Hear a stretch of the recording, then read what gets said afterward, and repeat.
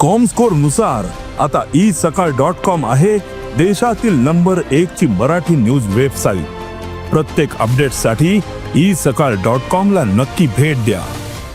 मंत्री है क्या निकाल दिया है क्या? त्यांनी एक किस्सा सांगितला की उद्धवजींनी फोन केला मला। बघा कचऱ्यावर आपण लक्ष देतच नाही, काल पण सांगितलेलं आहे। पक्षातले आमदार असेल किंवा आम्ही स्वतः असू, आम्ही ईओडब्ल्यूची आता चौकशी मागितली रस्त्याच्या घोटाळ्यांवर ज्या निवेदा 2023 आणि 24 साली आल्या होत्या।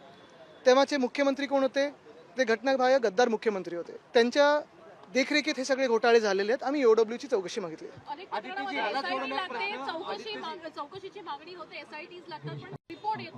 मी हेच सांगतो ना, आता आम्हाला ईओडब्ल्यूची याच्यात चौकशी अपेक्षित आहे, कारण फक्त आम्ही नाही, फक्त विरोधी पक्ष नाही, तर काल सगळेच सत्ताधारी देखील रस्त्याची चौकशी मागत होते।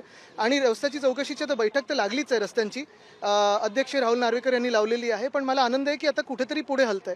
अपेक्षा हीच आहे की मुख्यमंत्री एका स्वच्छ कारभारासाठी आणि चांगल्या मुंबईसाठी ह्याच्यात निपक्षपाती एक ईओडब्ल्यूची चौकशी या रस्त्यांच्या निवेदनावर लावतील। मंत्री है क्या निकाल दिया है क्या?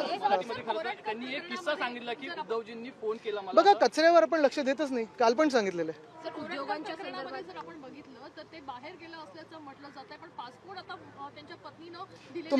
तुम्हाला हे परत सांगतो, अबू आझमीचा विषय असेल, औरंगजेबचा असेल, मी असेल, सगळे हे जे काही काढतात ना, ते कोण कराड, अक्का कोण आहे, कोरटकर, सोलापूरकर, कोश्यारी, हे सगळे लपवायला करत आहेत। जेव्हा सरकारी पद्धत अपयशी ठरते किंवा सरकार अपयशी असतं, काही अकार्यक्षम मंत्री त्यांच्या सोबत असतात आणि खात्यातून काम होत नाही, तेव्हा मग काय करायचं? तर कॉन्ट्रोवर्सी करायची, म्हणजे बाकीचे महत्त्वाचे विषय लपतील।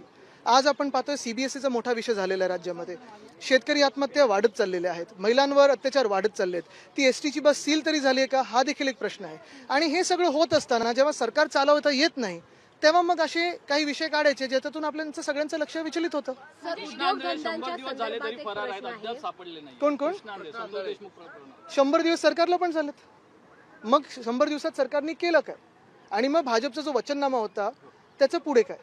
सर, महाराष्ट्रात उद्योगधंद्या संदर्भात एक माहिती समोर येते, जवळपास 75% जे उद्योगधंदे आहेत ते संपुष्टात आलेले आहेत। यामध्ये छोटे सेक्टर, स्मॉल सेक्टर, एमएसएमई सगळे आहेत। पण ह्याच्यात महत्त्वाची गोष्ट हीच आहे ना, जसं नागपूरमध्ये दंगल घडवली गेली, ही कोणी घडवली दंगल? सरकारमधलेच काही असे एलिमेंट्स आहेत का? डीप स्टेट आहे का ज्यानं मुख्यमंत्र्यांना अंडरमाइन करायचं आहे? कारण मुख्यमंत्री आपण एका बाजूला बोलतोय की आम्ही विरोधी पक्षाला सोबत घेऊन काम करू, ते बोलतात आम्हाला राज्यात गुंतवणूक आणायची आहे, पर्यटन वाढवायचं, हे सगळं एका बाजूला होत असताना दंगली जर घडायला लागले, असे जे राजकीय वातावरण एकदमच गढूळ व्हायला लागलं, तर कोण गुंतवणूकदार येणार आहे, कोण पर्यटक येणार आहे आपल्या राज्यामध्ये?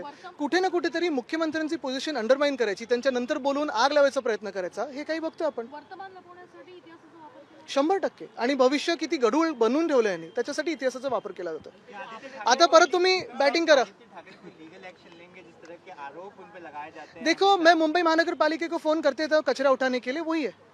रामदास आठवले स्वतः बोलताय की देवेंद्र फडणवीसांच्या आजूबाजूला जे लोक आहेत जे त्यांना टार्गेट करतात, हेच तर मी पण बोललोय, उद्धव साहेब पण बोललेत। म्हणजे आता सगळ्यांना दिसतंय, आशा एकच आहे, मुख्यमंत्री पण पाहतील।